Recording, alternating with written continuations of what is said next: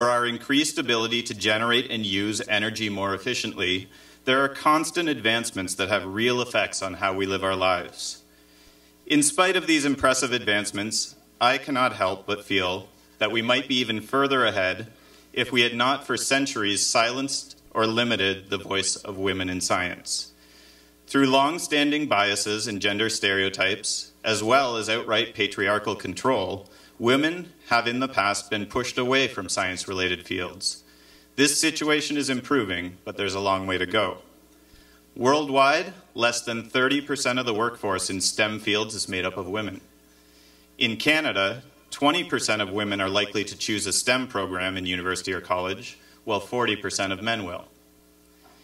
It is a privilege for me to teach at St. Joseph's College, where the Sisters of St. Joseph long ago took action to ensure that girls had the same opportunities to learn and choose their pursuits in life as boys did. This school was founded on the basis of providing quality education to girls, particularly those in underserved communities, including new immigrants and others facing disadvantages. I'm also proud of how hard our staff works now to encourage our young women to take science, math, and computer courses at St. Joe's and to pursue post-secondary programs in related fields. And the evidence suggests that we are ahead of most of the world. With the help of the guidance department, I've reviewed the programs to which our grade 12s have applied for next year. Just under 50% of our girls have applied to university and college programs in STEM fields in September.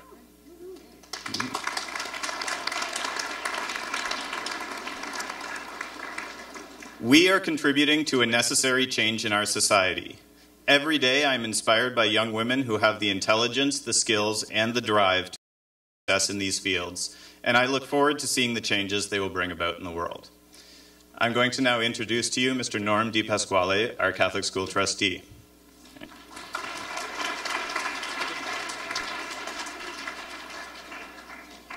Good afternoon, everyone. It's my honor to be here today at St. Joseph's College to celebrate the International Day of Women and Girls in Science with all of you.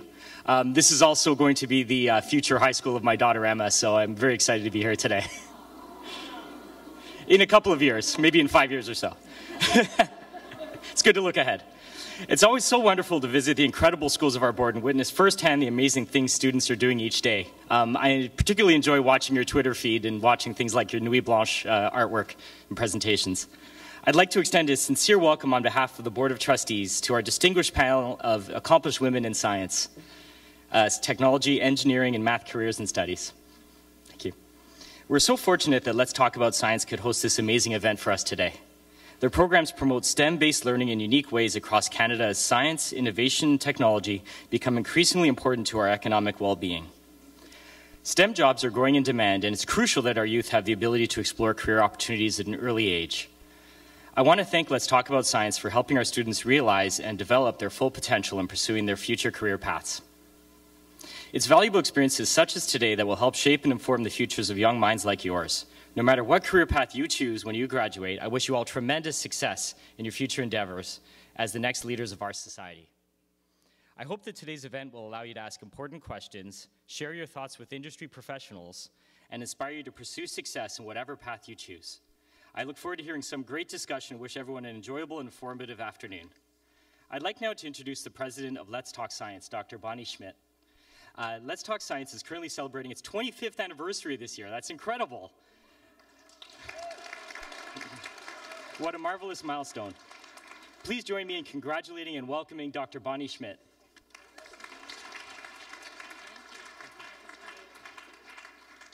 I think I need to lock this podium so I don't go flying into the microphone.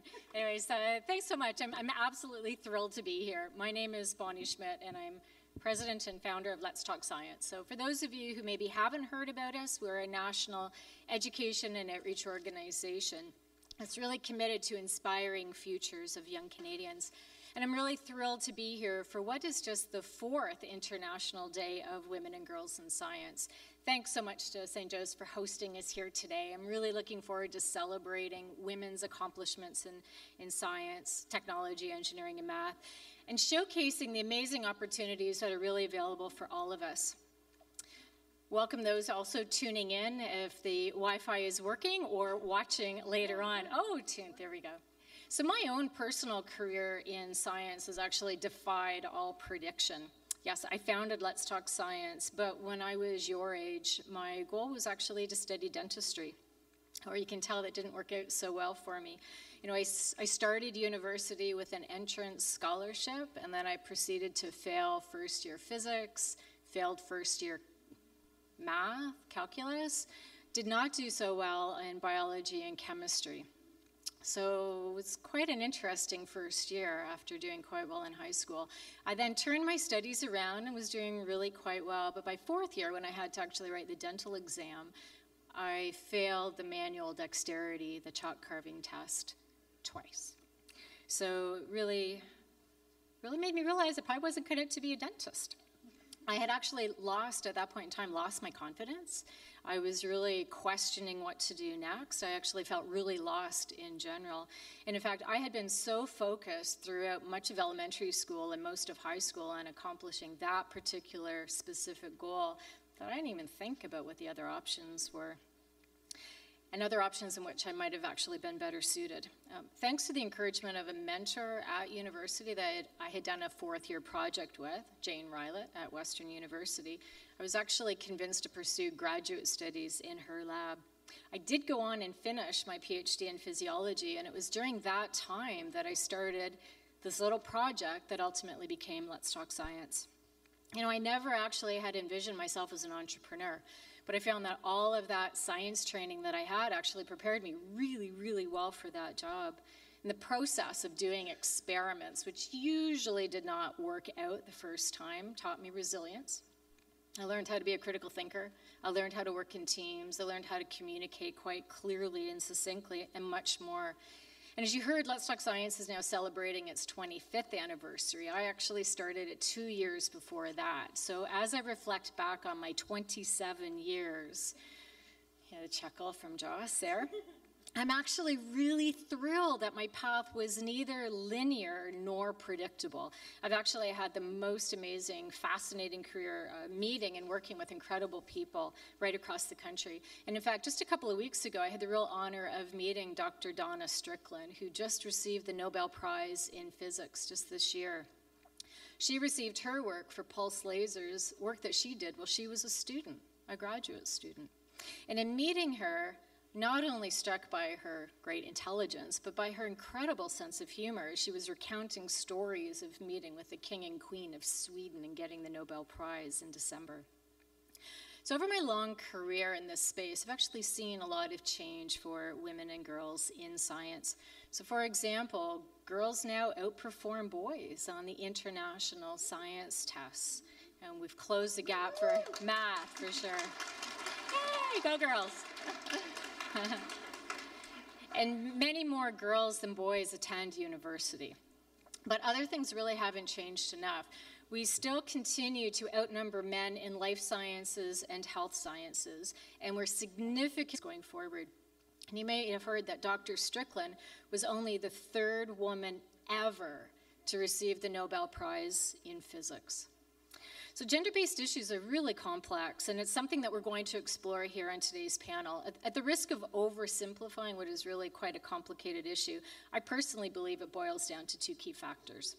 And the first relates to this idea of relevance and impact.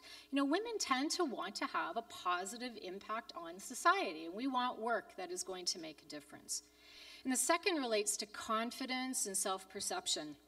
You heard my feelings when I failed that first time. I mean, it was on me. I felt badly about it.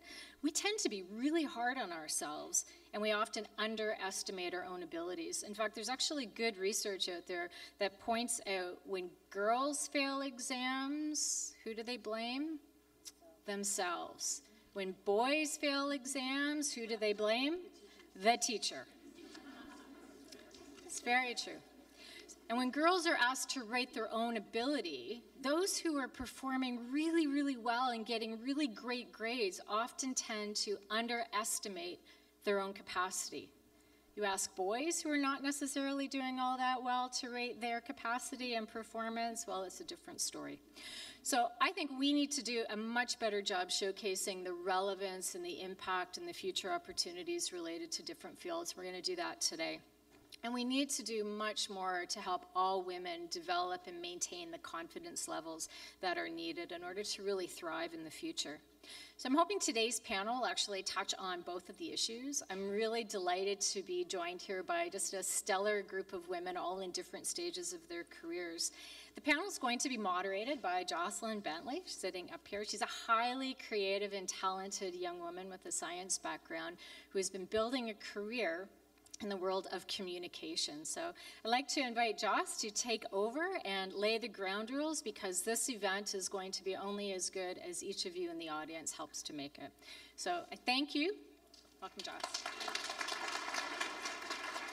Thank you, Bonnie. So I want to change this mic setup a little bit. I like it when it's in my face a little bit more. This is Women in Tech, me moving tech equipment. All right. Hi, St. Joe's. How's it going? Woo! Be excited. All right. So we're going to set the bar a little bit lower from Bonnie, the amazing, incredible, inspirational woman, to my story. So my name is Joss, and I think I was about your age when I was lying in bed trying to figure out what I was going to do with my life, and I came up with this one person who I thought, okay, that sounds fun. That sounds like a good career. And it was Indiana Jones. So I was thinking, okay, do you guys know who Indiana Jones is? Yeah, some nods. An archaeologist. He's got the whip, scared of snakes. He's pretty cool. All right, so I was like, okay, I'm going to be Indiana Jones. But in my young brain, which was about equal to my brain now, I only came up with two options, and surprisingly, an archaeologist was not on this list. So my list, how to become Indiana Jones, was A, become a sexy man actor, which was not really in the cards, or B, become Steven Spielberg, amazing director who also did Jurassic Park, which is awesome. So this was going to be my career path. In careers class, I said, okay, then I'm going to be Indiana Jones, and so I'm going to be a director, and blah, blah, blah. So I went on to Ryerson, got a film degree, graduated, was all ready. I was going to write my science disaster movie, got up to it, put the pen on the paper. Oh, man, I know nothing about science. I didn't even take grade 11, 12 biology, chemistry. I knew absolutely nothing. So I did something really, really cool. I got a second bachelor. It was kind of terrible. It felt like going back to high school. You graduate grade 12, you go back to grade 9, you sit in the class and you say, okay, I'm doing this for a second time. At least it's going to be easy. And then you look around and you realize you're the dumbest kid in the class, and it's a huge kick in the pants, but I probably needed it. But it was incredible, and I learned the most incredible things. So after that, I had this degree in neuroscience. I had a degree in film, trying to figure out how these were not a mistake and how I did this on purpose, and this was all a good decision, and trying to find this career that magically required these 2 degrees, and it didn't exist. It absolutely did not. I applied for a bunch of these random things, and everyone was like, no, you're not qualified, go away. So I make my own career. I started Science Media Creator, where I create science media, and I would probably be in the street if it were not for Bonnie and Let's Talk Science, who gave me my first big break. And we're making a series on STEM careers, and you can see them on YouTube if you search Let's Talk Science. We just did one on a firefighter, and it's pretty good, if I do say so myself. It's pretty cute. All right, so that's me, that's my story. So now I'm going to introduce you to our panel, and we have some really amazing women here, and I hope you look at them as options. You could be these women. You could take this path and be so successful that you're on a panel, right? This is what you want in life, right? All right, so first we have Davida, who works at Amgen. So this is a giant. It's a biopharmaceutical giant, and I'll let you meet her. Here she is, Davida. Hello. Woo. That bar is pretty high. So I'm Davida. I work for a pharmaceutical company, and I'm honored to be here because I think I get to give you a different perspective of what you could do with your STEM career, which is the intersection of science and business. Because I think when people think of a pharmaceutical company, they might picture the person behind the bench, developing medicines, doing the experiments, treating patients.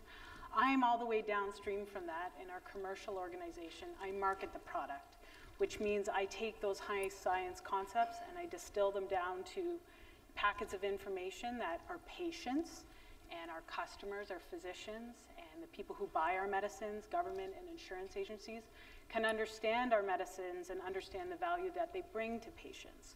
So it's a neat intersection of science, which I use every day, and business, which is something that I'm able to integrate into our scientific thinking and serve those patients that need our medicines. Okay, great. Hello. Can you describe for us your average workday? So you go in, and what exactly are you doing? So I write a lot of emails, and I do a lot of PowerPoints, and I'm in a lot of meetings.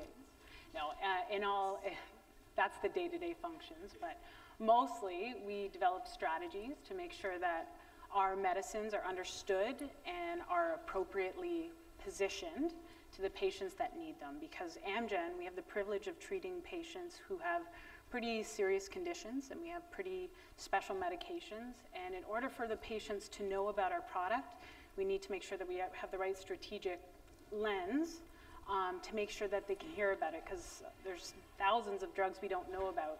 We need to make sure that the patients who need our medicine know about our medicine, and that's really what I do every day. So she saves lives. Okay, thank you very much.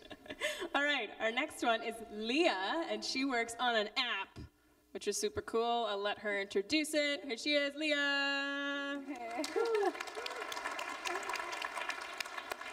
It sounds cool, but it's not that cool.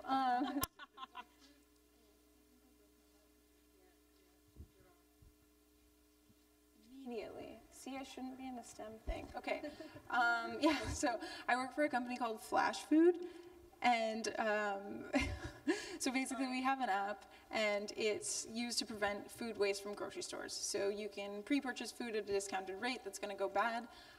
The main focus is the environmental impact, because I'm not sure if you know, but grocery stores throw away about 12 carts full of food every day.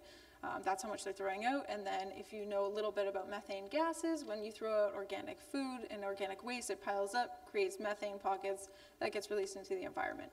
So we want to stop that, obviously. I'm sure you've all seen a bunch of food at the grocery store that has those 50% off coupons. We basically took that and made it sexy, and we put it in an app, and we're helping the environment and helping people who might not be able to normally afford healthy food like chicken and vegetables, and making it affordable for them. I recently joined there. I was at a few different companies within the last year, but I finally found my calling. And I'm unique to this panel, I think, because I'm the only person who didn't do post-secondary. So I'm actually a self-taught developer. I did a coding boot camp as well as being self-taught. So yeah. And I broke my mic immediately. Okay, so I don't think you have to answer questions right now. Can we get you maybe to come, these two women in tech who will hopefully fix you up? Thank you. Thank you. All right. You guys have mics that are working, right? Great. Okay, so next we have, if you haven't noticed, two people on this panel look kind of similar. Maybe they're twins, maybe? We have the Hemsworths, and now we have the Steen sisters, science, tech, engineering, arts, and math. Woo, woo, woo! Take it away, girls. Nope. Oh, no. Oh, no. Are they on? Do we need more? Check, check. Mic check, 1, 2. 1, 2. Oh, I'm on. Oh, you're on. Oh, we're doing. We've made a decision. Only one of you gets. I'll grab it. Thank you. Thanks, Joss. We're thrilled to be here, and we are so excited to be celebrating this day with all of you. Yeah. So my name is Sandhya. And I'm Swapna. And as you might have noticed, we're twins. There's going to be a test afterwards. You're going to have to tell us apart. No, just kidding. So we are both scientists and students at the University of Toronto, and we're concussion researchers and advocates. So I'm a PhD student in exercise sciences, and I'm a fellow in public health policy, and a governor at the University of Toronto. And my concussion research focuses specifically on policy, prevention, risk factors, education and awareness, as well as sex and gender considerations and management. One of my current studies looks at depression, anxiety, and sleep, as well as the overall concussion recovery experience in students in all sports. And I'm doing a combined MD PhD at the University of Toronto, which means I'm in medical school and I'm doing my PhD concurrently at the same time. And so the goal is for me to become a physician scientist. I'll spend part of my time practicing sport medicine and part of my time conducting research. My current research, not surprisingly, is also on concussion, and it focuses on concussion policy in the school setting, as well as characterizing concussions in women's hockey. We both have been working on consulting for provincial public policy on concussion. All of you might actually be familiar with that policy because it's being implemented in schools like yours all across Ontario. And we've also been working toward, actually over the past decade, on policy toward a national strategy for concussions across Canada. Our interest in concussion stems from our passion for hockey. I know we're little, but we love to play and to watch hockey. And we're also really passionate about science communication and outreach. Yeah, so we're both coordinators for the Let's Talk Science outreach site at University of Toronto's downtown campus. And we love coming into schools like this to share our passion for science and to teach and learn from students just like yourselves. We also do science communication in a lot of other ways. So in schools, at conferences, at community events, as Joss mentioned, as the STEAM Sisters, so for science, technology, engineering, art, and math, on social media, as well as contributing to a couple podcasts. We did a TEDx talk for high school students, again, like yourselves. And occasionally we'll do outreach on TV. So we've been going on for a little bit, so just the ultimate goal is we love science and policy, so we want to figure out if we can become the first duo Prime Ministers of Canada, and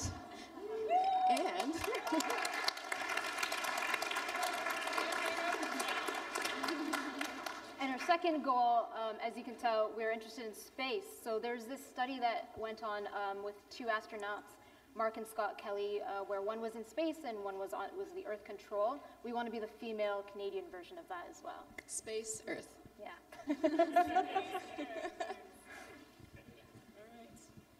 Thanks, guys. If you didn't hear, they've won like every award possible. I'm just going to give you this back for one more question. I think everyone needs to hear if you guys have ever been bad at anything. What's your what were you not so good at? I mean, everyone has their weaknesses and strengths, and I think one of the things that when we were in your shoes in high school and actually in elementary school, we were, and we still are, incredibly shy, and it would have been really difficult for us to sit on a panel like this. And now, public speaking is one of our favorite things to do, and it's a major part of our lives. And there are some things that we've been using over time, every day, to help us maintain the ability to do public speaking. Things like, whenever we go to a conference, meet new people. When we were doing our policy, we had to collect signatures from anybody, so random people in the street. And that practice, we did walk up to just random people in the street and ask them if they wanted to sign our concussion policy and sign on to that. So that practice really helped. We did a little bit of improv, and I think all those things together help us to really feel more comfortable. But really, I think that means that you can turn anything that you feel like is a weakness into a strength. I lied. I'm just going to ask you one more question. So when you're looking at these girls and they're so accomplished and they have this little niche, but you'd think, did they get that on Kijiji? Is there somewhere you can apply for that job? These people made this idea, this job for themselves. I'm sure lots of people in this room have had ideas. What if I start this product? What if I don't know, start this program? And these guys actually went through with that, which is so rare and incredible. And if you guys could just talk on what took this from just an idea to your life. I think one of the big things is finding something that you're passionate about, and then that makes it so much easier to take that further.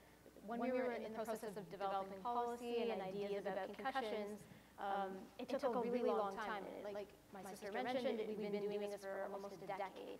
And it's very easy to kind of lose track and kind of give up on that. But once it's something that you're really passionate about, that drives you to do more. And when we were talking to stakeholders and people who have had concussions and hearing their stories and seeing how much what we were doing meant to them, that also motivated us to continue what we were doing. Yeah, it was a real inspiration. So when we were asked that question, we were asked that sometimes, we decided to summarize it into the 3 F words. And they are not what you think. They are find, which is find your passion.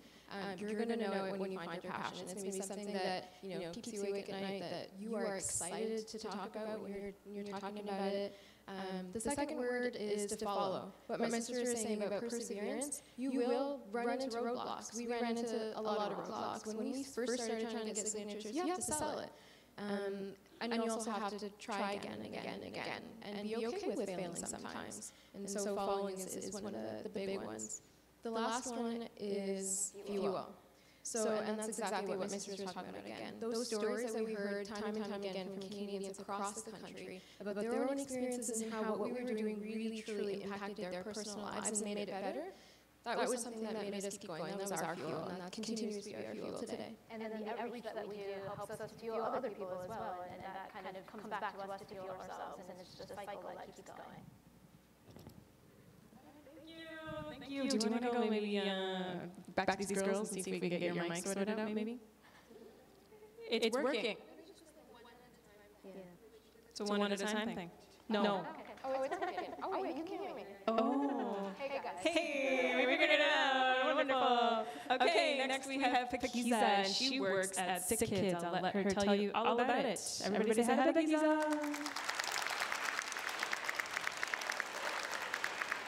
Thank you. So you have my bio in front of you, so I'm not going to go into much detail about my bio, but what I want to talk a little bit about some of my career choices and school decisions as I was sort of growing up. So if I think about back to high school, all I knew in high school was that I loved science, all subjects of science. I loved math, and I wanted to be in healthcare. More specifically, I wanted to go into the hospital sector.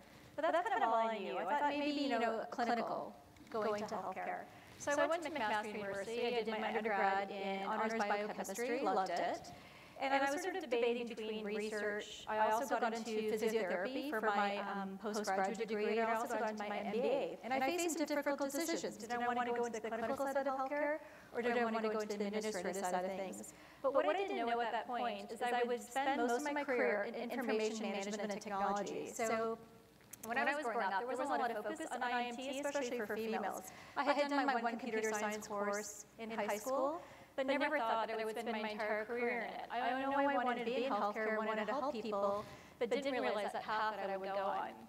So after I made my decision to do my MBA instead of the physiotherapy, I was lucky enough and fortunate enough to start at University Health Network. So that is a large hospital downtown Toronto. Maybe many of you know it. It's got Princess Margaret, which has a cancer focus. It's got Toronto Western and Toronto General, which is a huge, focuses on neurophysiology, the sciences, cardiology, and a whole bunch of transplant as well. And so it was a fantastic opportunity. And I got to spend the early parts of my career looking at clinical workflows and in project management, and I learned a lot. I got to spend days with nurses, physicians in the emergency rooms, up on the clinical areas, and all this was all in information management technology.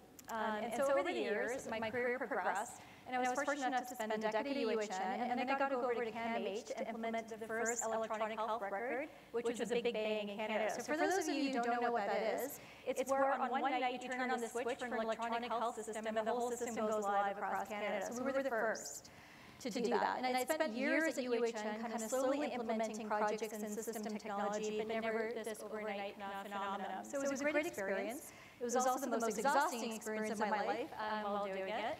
And then I'm fortunate enough to be at Sick Kids Hospital now. So I've been there less than 2 years. It'll be 2 years in June that I've been at Sick Kids. And again, I get to spend a lot of my day working in aspects of IMT that are a little bit different. So what I will say to you is I'm a big believer in constant education. So throughout my career, I've always gone back. I did a certificate in IT contract law. I've gone back and done more along project management. I recently went back to Sick Kids because some of the teams that report to me are in health information management.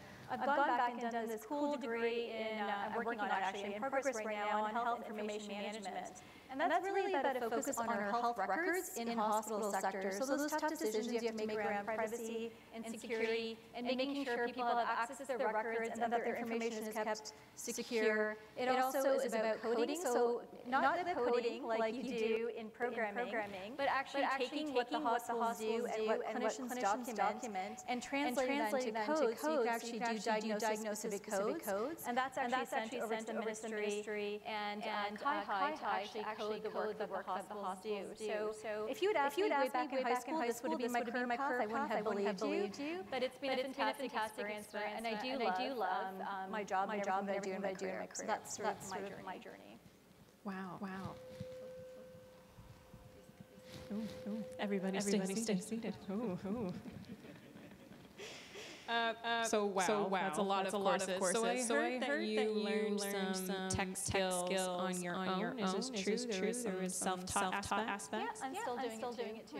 Okay, very cool. Can you talk about how you turn something like that self-taught interest and how you put that into your career?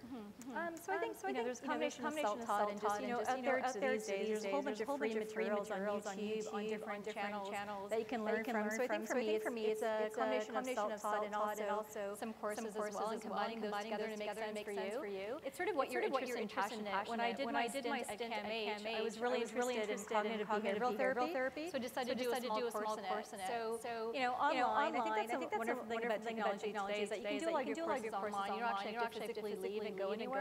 You could do it all odds and hours of the night, whatever works for your schedule, and that's what I do. And so it's sort of combining all that and sort of finding what all the other panelists talk about is finding your passion, what you're interested in, and that changes over time. So just focusing on what's most to you over time. So if you're learning all the time, do you have any other hobbies? Is there anything, or you just... I do. I love volunteering. So I do have two kids who are in elementary school, and I also do a lot of volunteer work. So I actually work for an organization called Birthday Angels, and we actually donate birthday supplies and loot bags to women's shelters and to homeless shelters. So that's what I do in my spare time as well. That's so nice. Okay. Last but not least, she's been hiding in plain sight. We have someone who works at the CSA. Do you guys know what that is? Canadian Space Agency. So cool. And right now she's working with NASA. Here she is. Kristen, take the floor.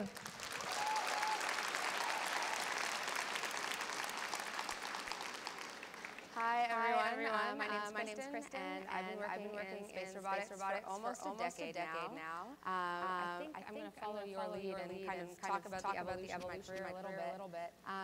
So growing up, I did attend space camp, and I learned about the Canadarm, I learned about the Hubble Space Telescope, and I thought that was really neat. But I also had this underlying passion to be a pediatrician, and I thought that was the route that I was going to follow. I remember in my grade 10 career studies course, the career that they projected for me was a funeral director. So I took that outcome of maybe not working well with people as maybe I'll think about robotics. So I ended up taking that route, and I actually am a Toronto native. I went to one of the other all-girls Catholic schools, Loretto Abbey, you might have heard of it. We played here. I played volleyball in Mary Gymnasium a very long time ago. I then went on to go to the University of Toronto, which is also close by, and I'm the odd one out. I graduated from engineering, so I have a degree in aerospace engineering and graduated down the street from here.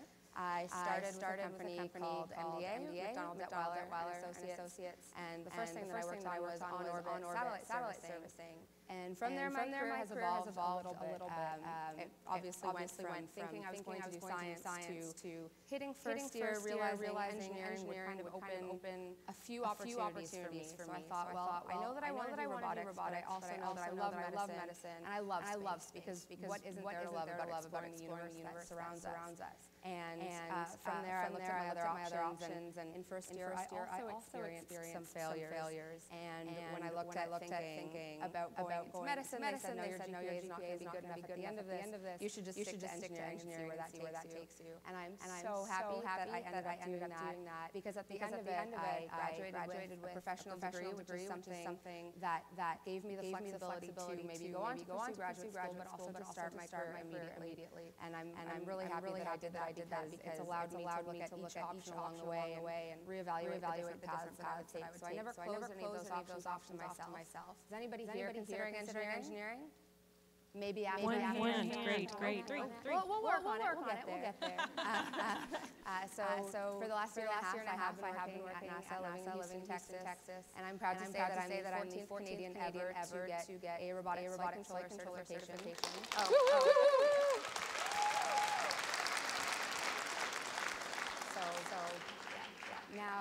Now my job is operating all the robotic systems on the space station from the ground with that team, and it's pretty cool. This girl works at NASA. Three people put up their hands. Come on, guys. That's so cool. Okay, so if you're training these astronauts on how to use the Canadarm. You guys know the Canadarm? It's on your $5 bill. You guys seen a $5 bill? Maybe just 20. So what can go wrong if you screw this up? What's at stake? So lots can go wrong. So a lot of what we train is to following three specific objectives. And the first is the safety of the crew. One fun fact that I like to share is that since the year 2000, which might even be before some of you were born. Yeah. So wow. Okay. Since the year 2000, we've had people living on the ISS, the International Space Station, continuously. So not a day has gone by in your lifetime where we haven't had people living in space. That's pretty awesome, right? So a lot can go wrong when you have human lives at stake in a very harsh environment. So a lot of what we train to is the importance of safety, and then of course the safety of the vehicle, which is this massive million-pound experimental facility that is continuously orbiting the Earth at all times. So we train immensely. We teach all the astronauts how to operate the robotic systems. We have all of our own certification processes on the ground. And at the end of the day, our goal is to keep those people alive on the space station. That's awesome. So fan question. We always hear about Elon Musk going to go to Mars. Are you guys touching that at all? Not personally. One project that I hope to become involved with in the very near future is Gateway, which is going to be the evolution of the International Space Station, and that will kind of help us take that step further to long-duration space flight. So I'm not working on Mars yet, but I really hope to be part of that team in the future. That would be great. Okay, so I don't know if you guys have seen any space movies. Maybe Armageddon, Apollo 13. Usually it's a bunch of dudes in space. Not many ladies. So, Sandra Bullock, there you go. That's a good one. That's not an experience you really want, though. So, work environment, I can only imagine, is a bunch of guys. Have you ever had any experiences with a lady in this environment? Yep, it's been pretty constant. I'd say throughout my career to be one of very few women as part of the team that I'm working on.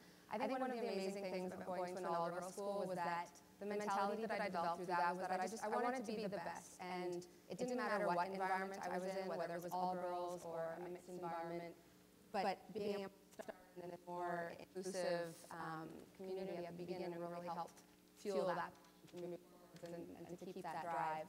And there are times where I've sat in meetings and my male colleagues don't make eye contact with me.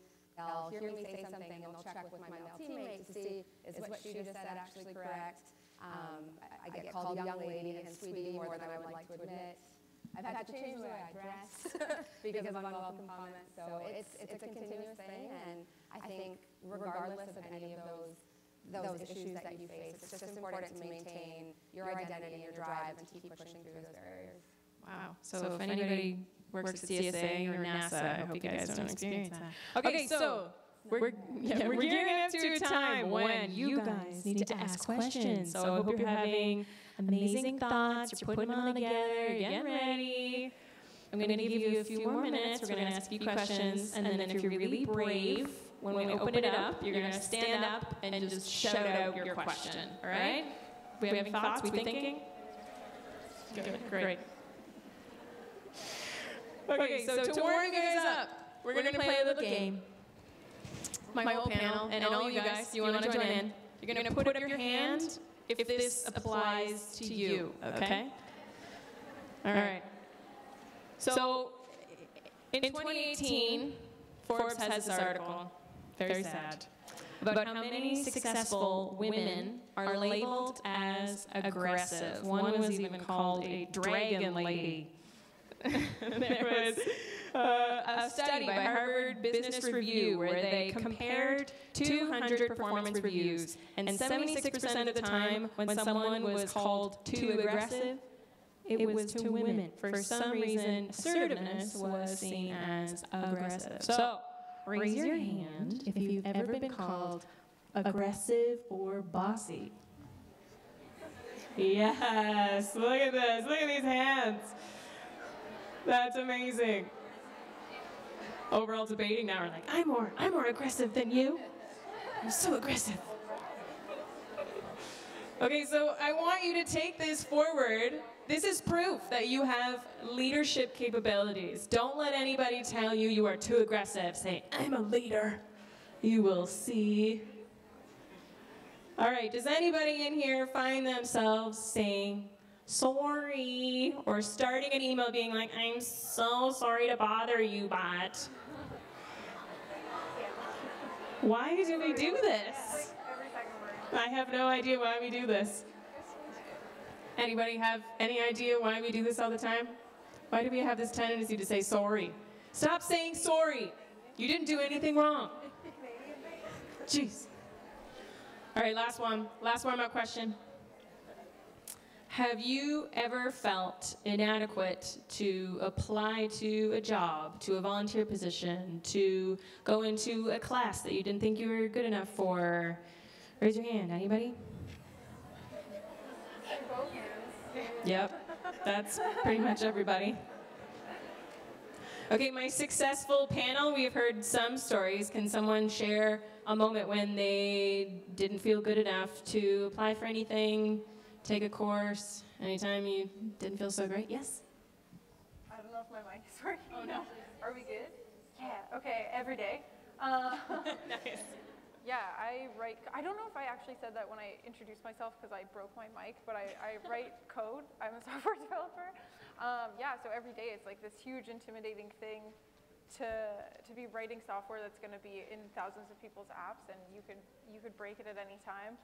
But mostly when it comes to the job stuff, because I don't have a degree, a lot of companies, they just throw that in there. They're like, you must have 4 years, 6 years, 10 years experience and be 12 years old. Like, the timelines don't make sense for what they want, but it's actually changing, which is great. So now, I don't know if any of you have heard this, but Apple, Google, and a few other major companies have removed the university degree requirement from their applications because a lot of people who don't meet that, like women mostly, won't apply because we're like, oh, we don't have a degree, they're not going to accept us. It's basically a nice to have, but it's not a must have, even though it is in their job description. So they actually do it in order to make sure their team is more diverse and they're getting a lot more women and diverse candidates who are usually less likely to apply if we don't meet 100% of the requirements. Great. Okay, so this is, I lied. There's going to be one more question, and this is kind of related to that. So, does anybody in the room right now have something that they are very stressed about right now? Oh, lots. You guys have tests coming up, or what? What's going on? I should go to both. Yeah, I should go both. Two hands up. Things that I am stressed about. Yes. So stress management. This is going to be a big part of your career. Do we have anyone on this panel who can give us tips on how to deal with the stress that never seems to end? Yes, Kristen. Got one down there. So when I was in university, that was kind of where I learned. That was where I learned that I was going to be undertaking a lot of things at once. And I gave myself this rule where on Friday nights, I was not allowed to do anything related to school. And I try to apply the same mentality today at work. So despite the fact that there's constantly stuff going on Fridays I try to disconnect myself from any of those stressful things and give Friday evenings to myself to unwind and just like sit on the couch and binge watch as many Netflix series as I possibly can. Awesome. That's a good plan. We should all do that on a Friday night. Okay, so just to recap, everybody is stressed. Everybody feels inadequate. Everybody is labeled as too aggressive. We're all in this same boat together, right? All right, so now is this magical moment when I hope you guys have had brilliant thoughts. You want to ask some great questions. Raise your hand if you have any question. Or maybe everyone's going to be super nervous, and then I get to ask all my questions, which is like cool by me. Oh, we got one. She's so brave. Yes. Do you mind standing and maybe shouting at my face so I can hear you?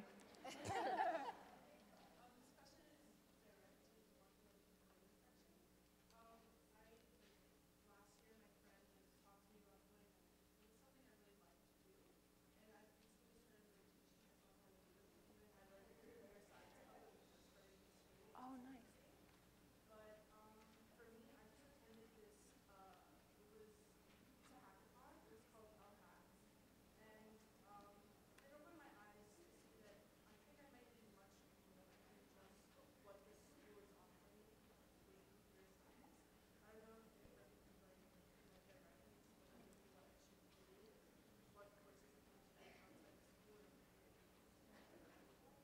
Okay, so that was an advice question for coding. I'm going to give it to Leah.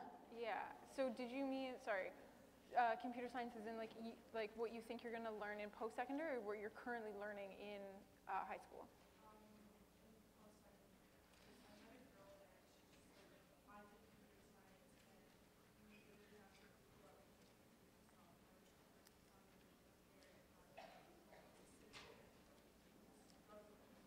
Yeah. Okay, so... So, sorry, so that was... I can repeat it. So, okay. Yeah, she was referring to computer science because she had met someone who was in a computer science course and they struggled a lot and you have to find a lot of things out yourself.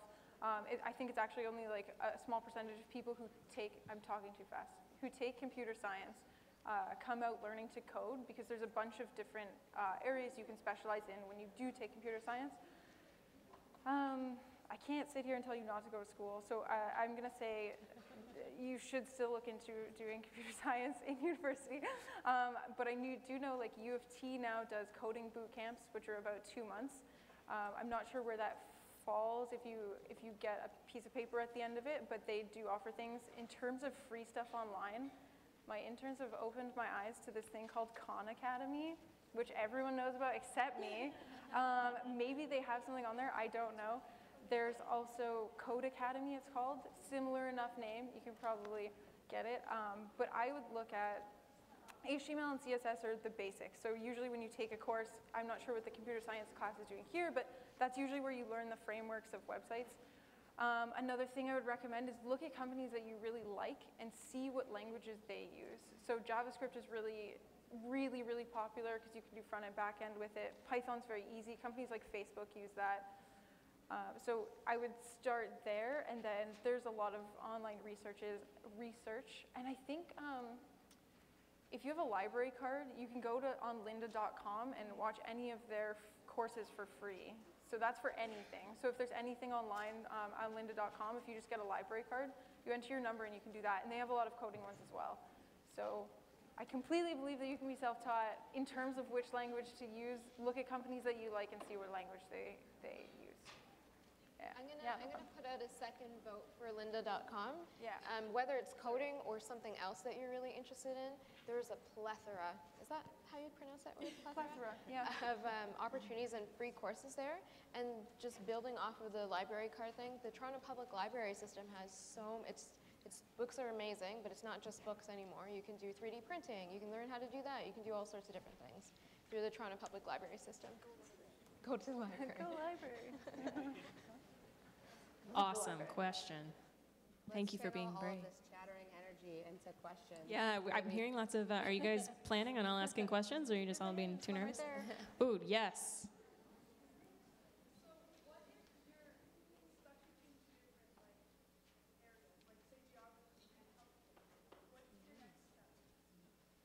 So that was, what if you're stuck between two things? two subjects and you can't choose? So I think the next step for you would be to try and figure out what you can do to explore both of those areas. I would say don't close any doors and see what opportunities exist, because, for example, for us, we didn't know that we'd be in concussions as a field when we started it. It just was an opportunity. We went in that direction and it became like a massive part of what we do now. So if you're going to go to, for example, undergrad, you can major or minor in both of these things. People do that, and there's some combinations of some things that you would never have thought of two things that you put together, and then people come out with very unique experiences that they can apply it to, and then they're ahead of other people who don't have that type of experience. So go for both is what I would say. You can end up being the expert of the intersection of both of them. Why not? You can maybe be the first person to do that. But just our personal story, we switched our major in undergrad a million times. We were in nutritional science the whole time, but we were in botany to begin with, loved it, but wanted to explore something else. Switched to forestry, music, archaeology, linguistics, other things, and then landed in human bio, where I was inspired to do sport medicine. So honestly, explore all of it. Don't close any doors now. And if I could add to that, there's actually some neat applications of geography and healthcare right now. So there's actually geospatial mapping with relation to healthcare and trends in healthcare data, and there's that unique. So in order to kind of explore it, there are other avenues you can look at to kind of see where the two come together. So I definitely, like the other panelists, encourage you to explore both, because there's some neat intersections between the two right now. And if you can find somebody who's kind of in an area that's specific to what you've talked about that you think is interesting, don't be afraid to reach out to that person and say, I want to ask you some questions about what I can do in these spaces.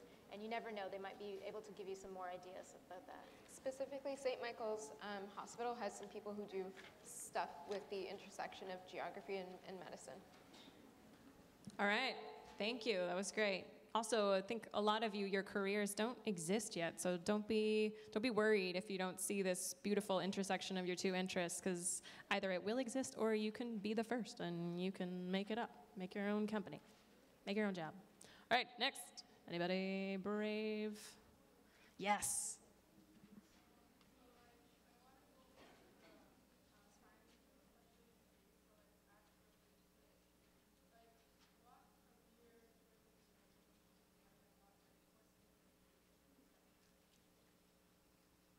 You feel good repeating that? Yeah, so she was asking about going into astrophysics and what career choices exist afterwards and what kind of courses exist in university. Obviously, I'm going to be the one that's always saying, hey, aerospace engineering is awesome, but there's also the science aspect of it. So I think one of the coolest things that's going to become more and more applicable is going to be orbital mechanics, and that with astrophysics, because we're going to keep looking to reach further and to move further and to have that understanding of where we are now and how we can move beyond that, I think is going to be very important. And as Joss mentioned, there are careers out there that don't exist yet, and there is a world out there that we have not explored yet. So I think keeping those options open and looking for what is offered. I know that the university programs now have evolved substantially in the last decade. I have even lost sight of what's still offered there. I know that they're looking into new nanotechnology field, looking at like more in-depth robotic stuff. And that wasn't even there when I was there. So I couldn't even give you a good handle on what is available now, because I know it was available back in 2005. So definitely look into those options, but I think if I had to pick something to go back and get better with, it would be orbital mechanics. Fantastic. Another question? Yes, in the back.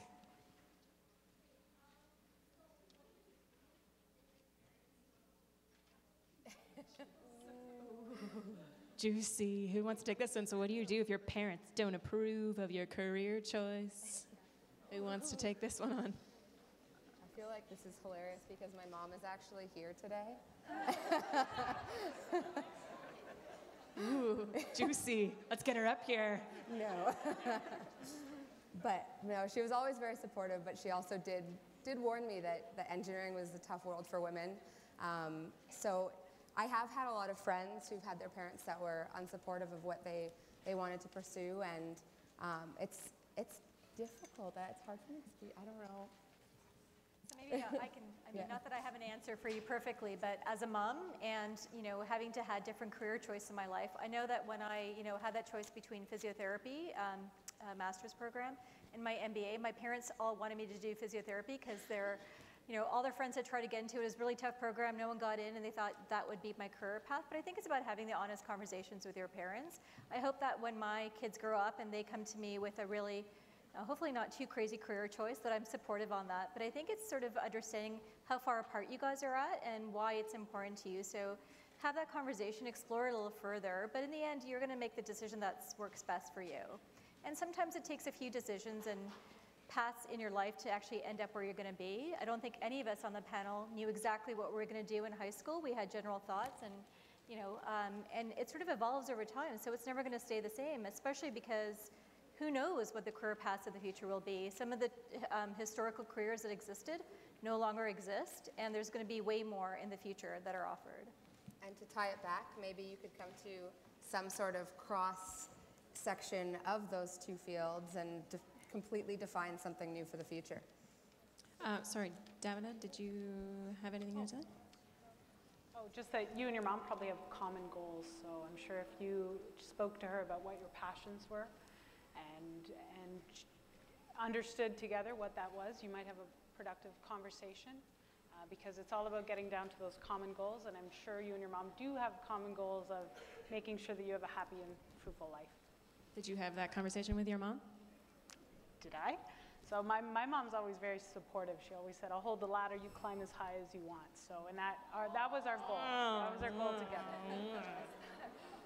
So okay, well, that's not helpful. Very positive way. But yeah. So I basically had to tell my mom that I wasn't going to go to school. So you can imagine how that went. But usually, like, with my mom, I don't know, everyone's mom is probably different. Like, I only have to appeal to my mom because my mom's a single mom. I basically had to go with a full-on PowerPoint plan, explaining everything, like, I have a job, I'm gonna earn X amount of money, I'm gonna do this, I'm gonna look into this. Like, I had to go being like, this is my fully thought out plan. Even when I wanted, like, a cell phone, I had to be like, I'll pay this much, like, this is how much I'll make. I made like $6 an hour. I'm like, I can pay for my pay-as-you-go card, because that was a thing back then. And like, so if I took a whole plan to her and was like, this is the decision I'm gonna make, and here's a 10-minute PowerPoint presentation on like why I'm gonna do that, I found that really helped. So I thought of everything she was gonna ask me and say, and I had a counterpoint that was positive, so that she couldn't say no, right? Basically. Master plan. Yeah. Or just do it and then ask questions, or deal with the consequences, but that's a bad answer. Which I also sometimes did. You get going on that PowerPoint. Any more questions? Yes.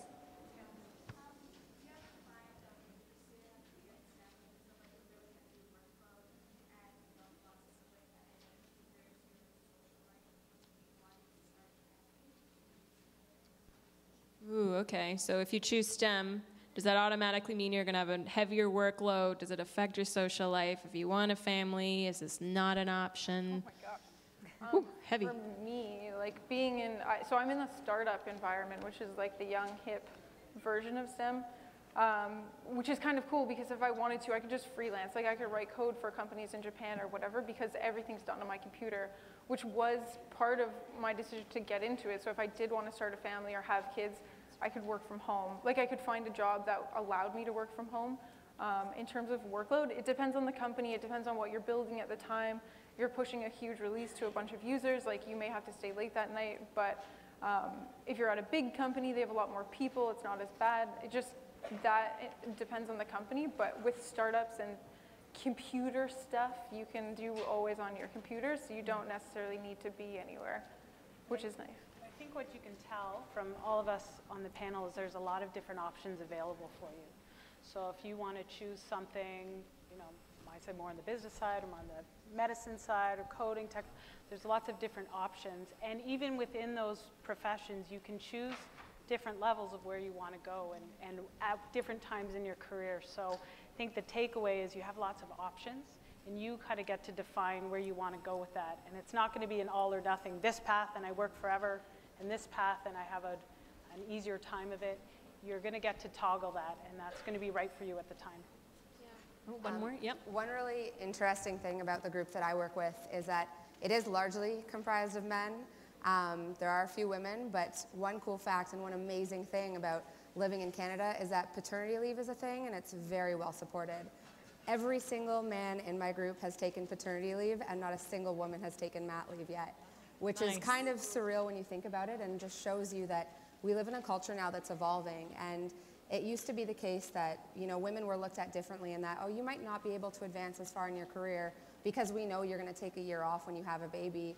And I think the tables are turning in that now you're seeing more and more men take paternity leave, and you're seeing that older sort of concept and idea go away. So more people are supportive of having those families, and it's created more of a level playing field now that men are taking it just as much, if not more, than women in some cases. I'll say just one more thing about you know, the social life side.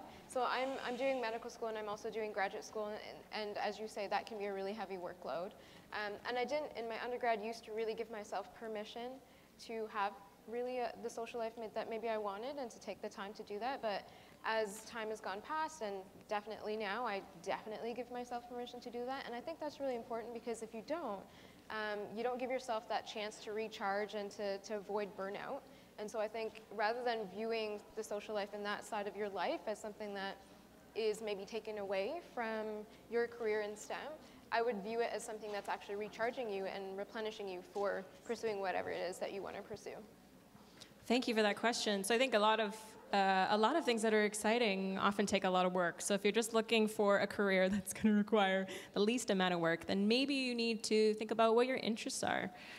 What actually excites you, and what will make work not seem just like this big, horrible thing. So on that note, I'm just going to ask the panel one question, and let's remember what's cool about science. Sometimes this word becomes empty. It's like trying to get people to read Harry Potter by promoting literature. I love literature. You should read literature. And I'm like, that wouldn't work on me, but I love Harry Potter. So on that note, panel, what is exciting? What's coming up? What do you think is going to be invented in the near future? What should we look for? What does this generation have that's really exciting coming up in STEM? So I think it's the addition of all of your voices. So we heard this echoed a few times, but you know, previous to this, it's mostly the other gender that gets to shape our scientific thought and our STEM thought. And now, you know, we're all inviting you to be part of this community, and you get to shape that other side. So to make predictions, I don't know, but I bet you it's going to be pretty amazing, because now we get a representative of the other 50% of the population in this sort of thinking. Anybody else? Like when we went to school, internet was just beginning days. We didn't have awesome tech. Something big is coming. What's next? What's the big thing? What's going to change our lives? Somewhat biased, I guess, but I do feel like your generation cares so much more about like helping people and saving the planet that you're going to have to grow into and live in. So I definitely think green tech, environmental tech, health tech, you care so much more about that than previous generations. And I don't think anyone cares about being the next Facebook anymore, because we've seen the dark side of that. So I think people are going to move away from that, and the companies that they think are going to make money, and they're just going to focus on making enough money and genuinely caring about humanity. At least I hope. Like, I'm pretty sure that's where things are going. It's even seen with investors now, because I work for a green company. The ones who invested in Facebook in the beginning and Snapchat and have billions of dollars, they don't care anymore. Like, they're not looking for the next thing that's going to make them a bunch of money. They actually want to start to have an impact. And I think because the industry is so inflated right now, people can actually make that pivot and start genuinely caring about things that matter. So hopefully that's where things go. For me, I would kind of, it's something that I'm excited about, like getting to Mars. What is it like for humans to live in space, and what can we do to have safer travel or long-term travel? And that doesn't necessarily only have to be astrophysics or astronomy or physics. That can involve biology and chemistry and all these other fields. We can all contribute to those types of questions, which I think is super, super exciting. And the fact that that's an evolving area makes it even more exciting. So you guys have a lot of opportunity in that area, I think. So for me, a couple weeks ago, we launched a new podcast, and now we have listeners in 5 different countries around the world. And when I was sitting in where you are, when I was in high school, that would have been unheard of. So I think the world is becoming more and more connected with the tech that we have and with the communities and the connections that are growing across the world, that you have more opportunity than ever before to leverage that and to do something that is collaborative. I think in science, the old school thought of silos of scientists where everybody did their own thing is of the past, and the future is networking and collaborative. And I do think that society is more open and willing to hear the voice of youth, and there's more and more opportunities in policy councils and in science to have the voice of youth heard. And I think that is where you guys have a real opportunity to take advantage of that. So I actually don't know what's going to come in the next 10 years. What I do know is how much things have changed from when I look back at 10 years ago and the technologies we have and what we have today. But what I think is really cool in the area of healthcare is the area of focus around artificial intelligence. Most of the hospitals are focusing on that, specific to diseases and allergies and some really cool things that comes out of the data. So I'm really looking to the frontier that artificial intelligence brings to healthcare and to helping patients and their families. And so I'm sort of looking to see how that unfolds over the next little while. I feel like it's cliche for me to say I really want to go to Mars. Yes. So. That's what I was waiting for this whole time. Yes, let's talk about Mars. I recently read this book called Inferior, and I highly, highly recommend it. And it's about how historically women have not only been left out of being the scientific researchers, but they've been left out as being scientific subjects, and they've always been seen as the inferior sex.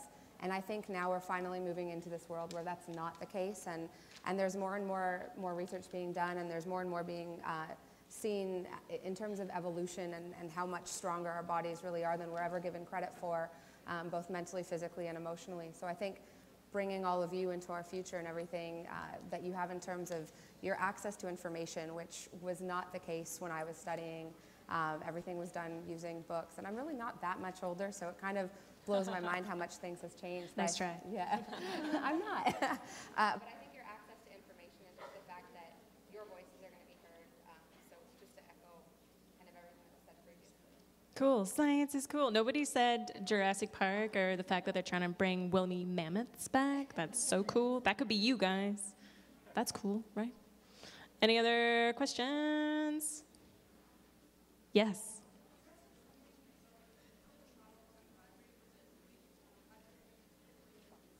Toronto Public Library. The website is called Lynda. It's LYNDA.com. But if you go on LinkedIn, I don't know if kids use LinkedIn these days. It's connected to LinkedIn, so you may have to make a LinkedIn account, but that's fine. It's free. Starting it's not early. that bad. Anybody else? Over here, this side has been very quiet. You guys need more representation. I didn't know until someone at work told me. I was like, oh. Anybody? Oh, yes, front row.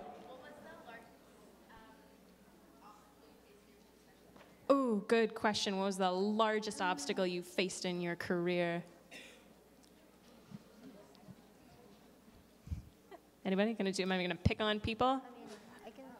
So one thing that's very common in I think a lot of places, but we hear it a lot in like grad school, which is where we're in right now, is called imposter syndrome. So that's basically when you doubt yourself a lot and you feel like you're a fraud and that you don't belong. And you know, we've gone through that, we continue to go through that, but I think it's important to remember that you do have a voice that's important and that you do have something to bring to the table and you can contribute. And then just, you know, talking to other people who are in the same boat kind of helps us realize that it's a thing that happens, but that we can rise above that. I think it goes back to when we were putting our hands up when Joss was asking those questions. If you looked around, everyone had their hand up when Joss asked, you know, who felt like they didn't hear you at all. I'm not on. What I was saying was that I think that goes back to when we were putting our hands up earlier when Joss was asking those questions about, you know, maybe who doesn't feel like they're good enough. And if you looked around, everybody put their hand up. We're all in that same boat. And I think that's something that once you recognize everyone's at that spot, it's easier to get through it. Yeah. And another thing I would say is that it's nice to have accomplishments and know that you've won something or any of those things. And it's something that, you know, when some people see that, it's, oh, that's really great and nice. But when you see those things, you don't necessarily see the times that you didn't win, you didn't get something, you weren't successful. So for example, I was saying that I'm a governor at U of T, and that sounds, ooh, that's really cool. But I ran 2 times to get to that point. The first time I ran, I didn't win. And I'm representing like students in science, technology, engineering, and math. But I learned from that first time when I didn't win that, and I went back, put together a team, worked harder, and learned from the mistakes that I made, and ended up getting that. But it's important to know that you build on those mistakes that you've made, or even if it's not a mistake, something that you just didn't win or you weren't successful, and that you can be successful in the future. Yeah, I don't know if my mic's on. Yeah? No? Yeah? Could be. Yes. Can everyone hear me? Okay. Yeah, definitely echo that. My biggest obstacle is myself, for sure. Getting in your own head, thinking that you're dumb, thinking that you're not smart enough to do the thing. Like you have days where you're like, I can't do this, I shouldn't be here, I don't deserve it. And then you have days that you're like, I'm the best. You're listening to music on your headphones, just walking around like, yeah, I'm queen of the world, blah, blah, blah. So you're going to have ups and downs, but the imposter syndrome is definitely the biggest one for sure. Thanks, guys. Okay, so this is the moment, the last question of the day. If you have anything left to ask, now is the moment. So everybody has their life figured out. Okay, one more. Last question.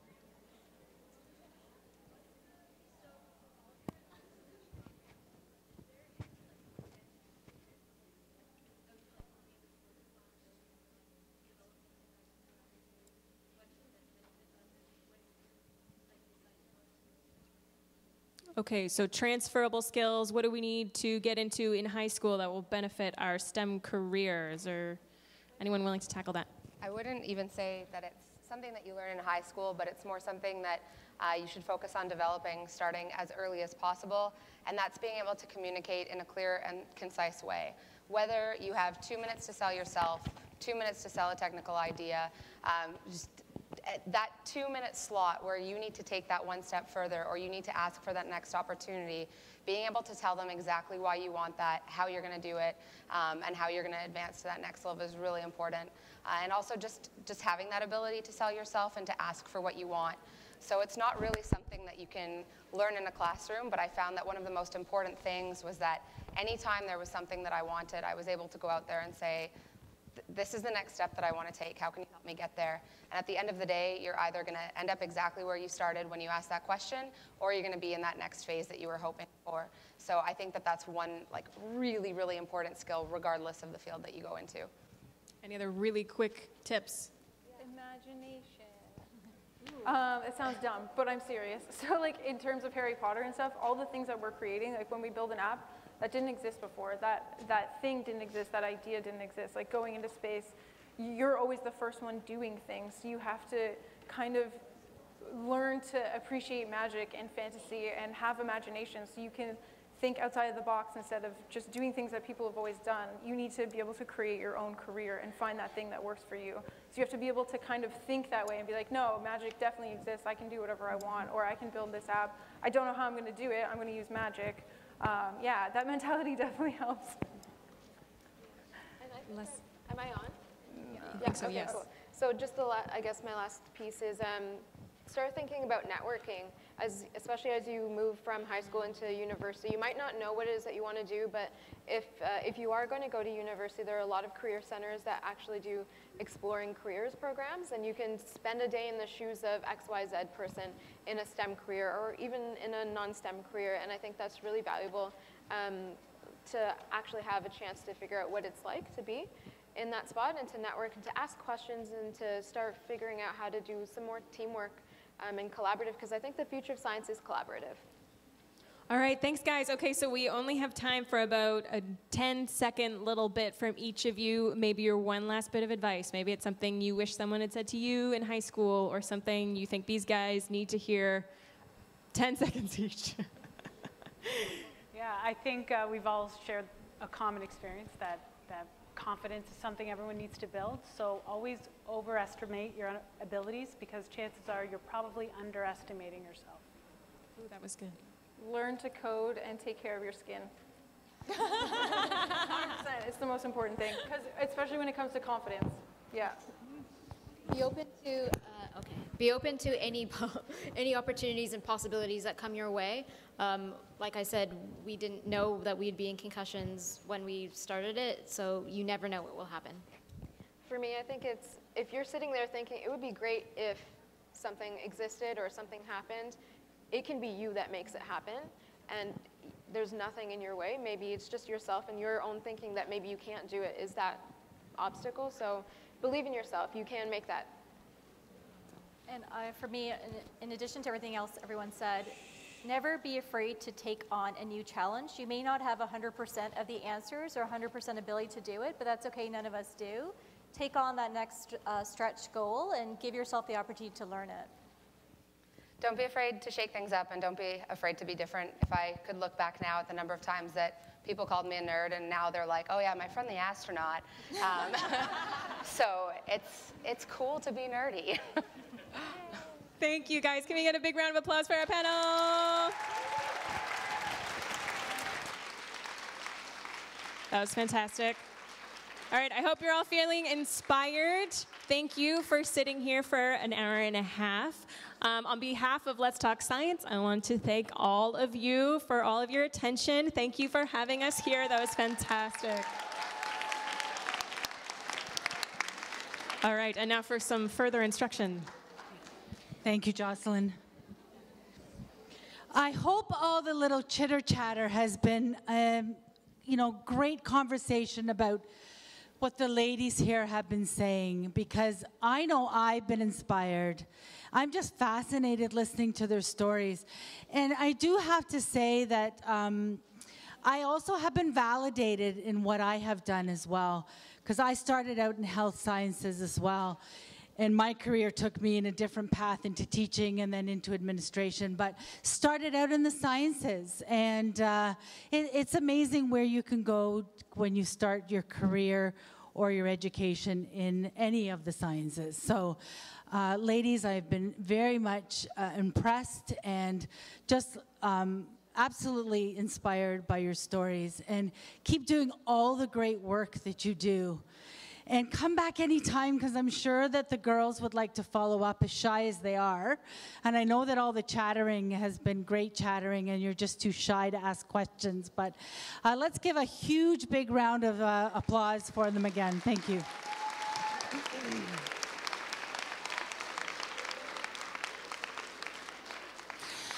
I know that he snuck in at the back, and we don't know that he's here. But Mr. Shanahan is here, who's our superintendent. And I know most of you have never seen him because he's a very, very busy man. You got to stand up. John, have us just say hello. There he is.